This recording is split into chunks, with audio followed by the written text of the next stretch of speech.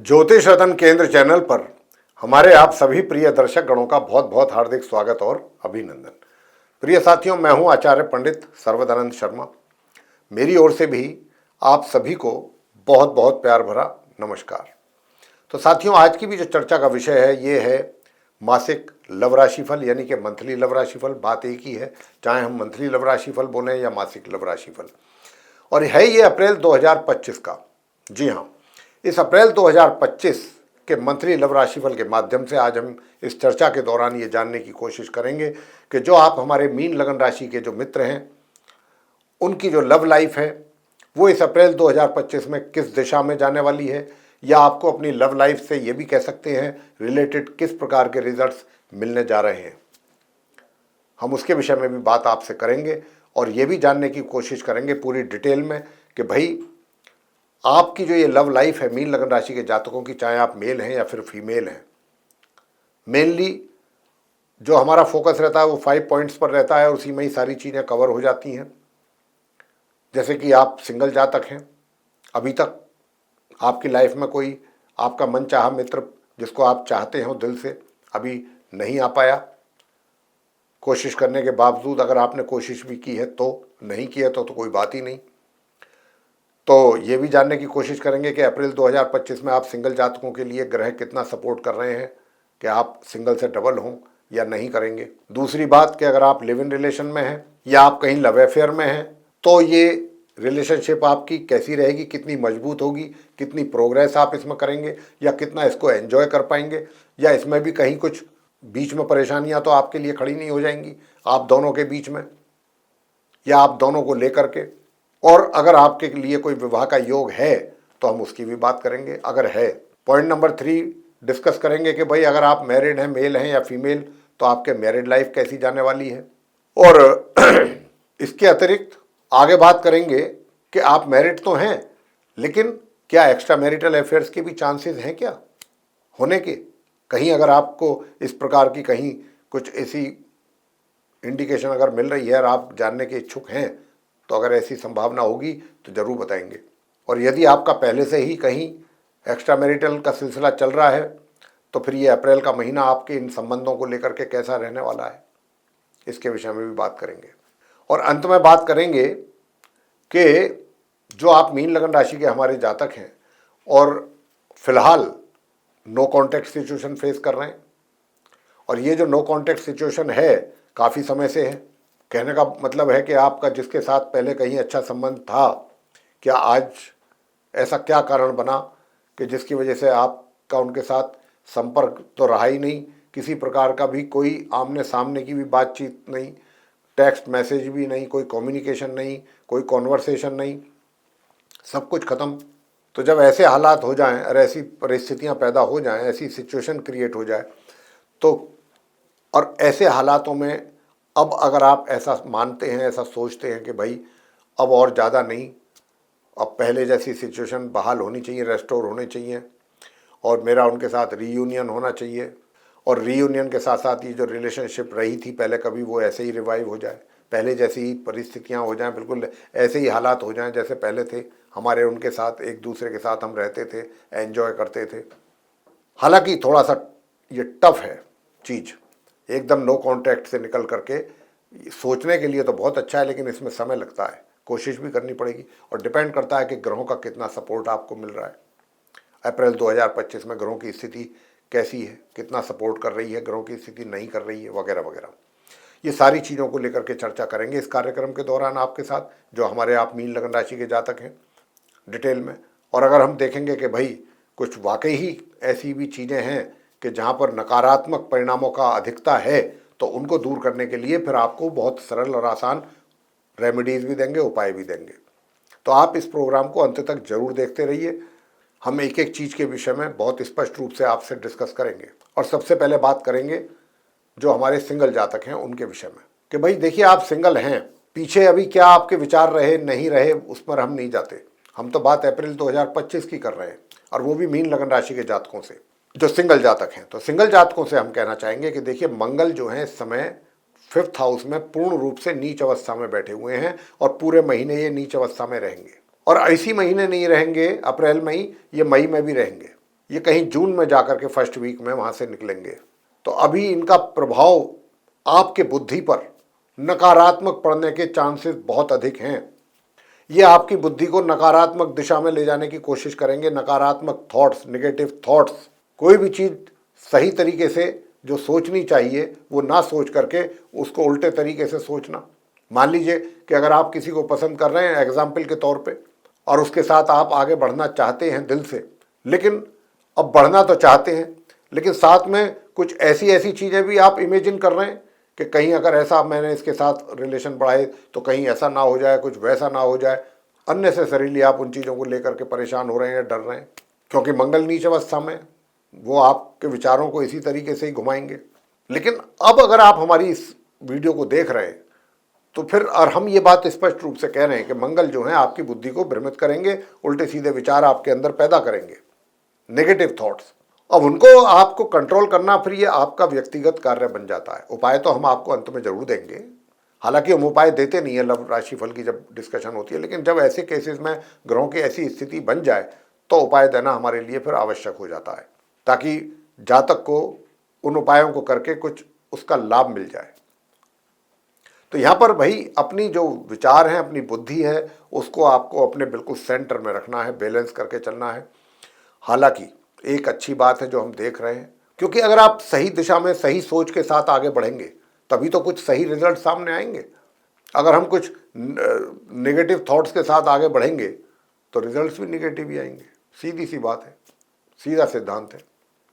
तो यहाँ पर एक चीज़ अच्छी है कि आपके तो नेगेटिव थॉट्स हैं, आप तो डिफरेंट पता नहीं डायरेक्शन में अपनी सोच दौड़ाएंगे, लेकिन जो आपका मित्र है उसका कहीं ना कहीं सहयोग आपको जरूर मिलेगा। तो अगर ऐसी बात है तो मैं आपसे एक बात यहाँ पर और कहना चाहूँगा कि देखिए, अगर कहीं आपको कुछ चीज़ें लगती हैं जो आपको परेशान करती हैं, डराती हैं, और मित्र का सहयोग, जैसा कि मैं कह रहा हूँ कि आपको मिलने की अच्छी संभावना दिख रही है, तो जिस मित्र के भी साथ आप अपना आगे बढ़ना चाहते हैं उस मित्र की भी आप हेल्प ले सकते हैं कि भाई ये परेशानी है, कैसे दूर की जाए। और वो मित्र का सहयोग मुझे दिख रहा है, इसलिए ये बात हम आपसे कह रहे हैं। तो उनका सहयोग लेकर के भी आप चीज़ों को सही कर सकते हैं। और यहाँ पर एक बात और बताएं, बस आपको अपने आप को ठीक करना है। अगर आप अपने आप को स्वयं को ठीक कर लेंगे और अपनी सोच को ठीक कर लेंगे तो चीज़ें बहुत अच्छी दिशा में चलने वाली हैं, ये मैं आपको बताने वाला हूँ।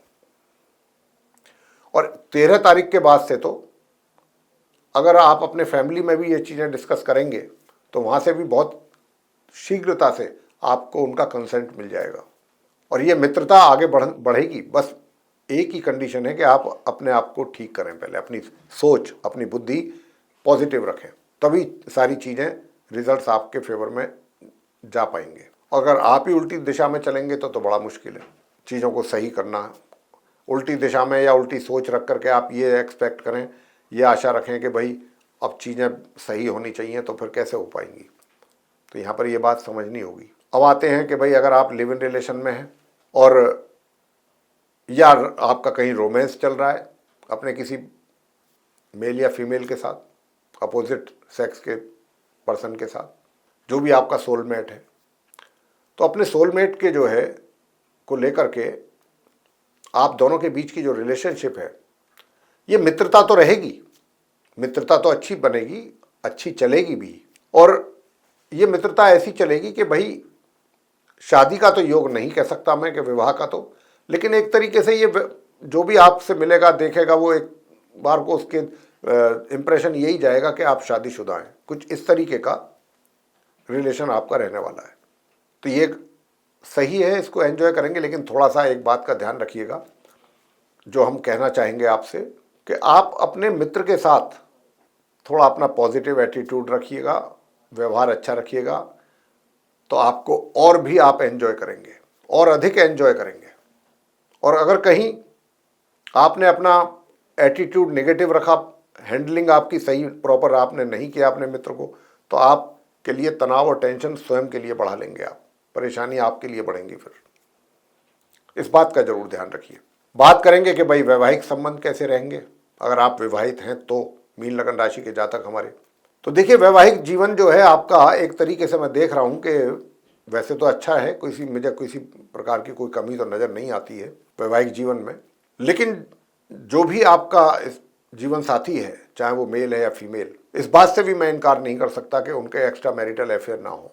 इसका भी इशारा पूरा ग्रह दे रहे हैं। और जो ये आप मीन लगन राशि के जातक हैं जिनसे मैं ये बातचीत कर रहा हूँ, मेरी बातचीत चल रही है आपके साथ, आपसे मैं ये कह रहा हूँ कि अगर आप ये पूछना चाहते हैं कि हमारा कोई एक्स्ट्रा मैरिटल का, तो है, बिल्कुल है, 100% है। और यहाँ पर एक अच्छी मजे की बात यह है आपके मीन लगन राशि के चार्ट में जातकों के, कि वैवाहिक जीवन भी आप बैलेंस करेंगे। वैवाहिक जीवन और अपने एक्स्ट्रा मैरिटल लाइफ के बीच में बैलेंस आपका बहुत अच्छा चलने वाला है। बैलेंस करके चलेंगे चीज़ों को। ये बात जरूर है कि बीच बीच में थोड़ा थोड़ा आपका जो जीवन साथी है, यानी कि जिसके साथ आपकी मैरिज हुई है, इस बात का ऐसा नहीं है कि उनको पता नहीं है या भनक नहीं लगेगी या एहसास नहीं होगा, तो थोड़ा बहुत बीच बीच में तनाव और टेंशन तो होगा, लेकिन वो आप मैनेज कर लेंगे, हैंडल कर लेंगे सिचुएशन को। चाहे आप पहले से हैं एक्स्ट्रा मैरिटल में या नहीं भी हैं, तो भी इस महीने सिलसिला बन रहा है, ये सिलसिला शुरू हो सकता है मतलब। तो यहाँ चीज़ जो है, दोनों ही तरीके की परिस्थितियाँ जो हैं बनती हुई दिख रही हैं। यानी कि एक्स्ट्रा मैरिटल अफेयर वाली भी और वैवाहिक जीवन भी तकरीबन सही दिशा में। अब बात करते हैं आगे कि नो कॉन्टैक्ट सिचुएशन में आप चल रहे हैं, उससे बाहर आप आना चाहते हैं। अपने उसी मित्र के साथ आप अपने संबंधों को दोबारा से कायम रखना चाहते हैं, बनाना चाहते हैं, और चाहते हैं आप दोनों का रीयूनियन हो। देखिए, रीयूनियन होने के लिए अगर आप ऐसा सोच करके चल रहे हैं, जो कि बहुत अच्छी सोच है, इसको गलत नहीं कहा जा सकता किसी भी लिहाज से। और यहाँ पर एक मुझे साइन बहुत अच्छा मिल रहा है, वो भी मैं जरूर कहना चाहूँगा कि जिस मित्र के साथ आप नो कॉन्टैक्ट सिचुएशन में हैं, अभी फिलहाल इस अप्रैल के महीने में उस मित्र की आपके विषय में जो सोच है बहुत अच्छी है, बहुत पॉजिटिव सोच है। लेकिन ये सोच कहीं गलत ना बन जाए, इसमें आपका बहुत बड़ा रोल यहाँ पर रहने की संभावना है। क्योंकि मंगल नीच के बैठे हुए हैं, कोई ना कोई गलत कार्य ऐसा ना कर दें, किसी बात को लेकर के, पुरानी किसी बात को आपको याद आ जाए और आपको क्रोध आ जाए अचानक, या कुछ आप एग्रेसिव हो जाएं, तो वो चीज़ फिर आपके लिए परेशानी का कारण बनेगी। क्योंकि मैंने जैसा कहा कि आपका जो मित्र है वो आपको लेकर के काफ़ी अच्छे विचार रखता है, और अगर आप कायदे से सही तरीके से आगे बढ़ेंगे तो आपको यहाँ पर सफलता मिलने की मुझे संभावना अच्छी खासी नज़र आ रही है। लेकिन इस बात का भी मुझे भय है, डर है कि ये जो ऐसी चीज़ें हैं, ये कहीं आप स्वयं ही ना बिगाड़ दें, आपके द्वारा ही ना बिगड़ जाए। कोई भी जो भी आप स्टेप ले रहे हैं, जो भी आप आगे बढ़ना चाह रहे हैं, उसके लिए जो भी आप एक्शन ले रहे हैं, ये आपको उसके लिए सोचना पड़ेगा, सोच समझ करके आगे बढ़ना पड़ेगा कि आपसे कोई बात, आपके मुंह से कोई ऐसी ना निकल जाए अपने मित्र के सामने जिसका आपको स्वयं को नुकसान उठाना पड़ जाए। तो ये सब बातों का ध्यान रख करके ही आपको आगे चलना पड़ेगा, एक्शन लेना पड़ेगा। यहाँ पर चांसेस इसी बात के ज़्यादा हैं कि गलती आपके एंड पे हो सकती है और उसी से सारी बातें बिगड़ सकती हैं, बिखर सकती हैं। तो बहुत समझदारी के साथ, सूझबूझ के साथ आप आगे बढ़ें। और उसके लिए, क्योंकि मंगल आपको सपोर्ट नहीं कर रहे हैं, मंगल कहीं ना कहीं आपकी बुद्धि को गड़बड़ कर रहे हैं, उसी के कारण ये आपके लिए परेशानियां बढ़ रही हैं, ऑब्स्टेकल बढ़ रही हैं। मंगल नहीं चाहते कि आप आगे बढ़ें, उस मित्र से आप मिलें, वो कहीं ना कहीं आपकी बुद्धि को निगेटिव डायरेक्शन में ले जाने की बात है मंगल के द्वारा। तो अब उपाय क्या किए जाएं? उपाय यही है कि प्रत्येक मंगलवार, अगर आप प्रत्येक मंगलवार हनुमान जी के प्रतिमा पर सिंदूर का चोला आपको चढ़ाना है, सरसों के तेल का दीपक वहां जलाना है, और वहीं बैठ करके सुंदरकांड और बजरंग बाण और हनुमानाष्टक और हनुमान चालीसा का पाठ करना है।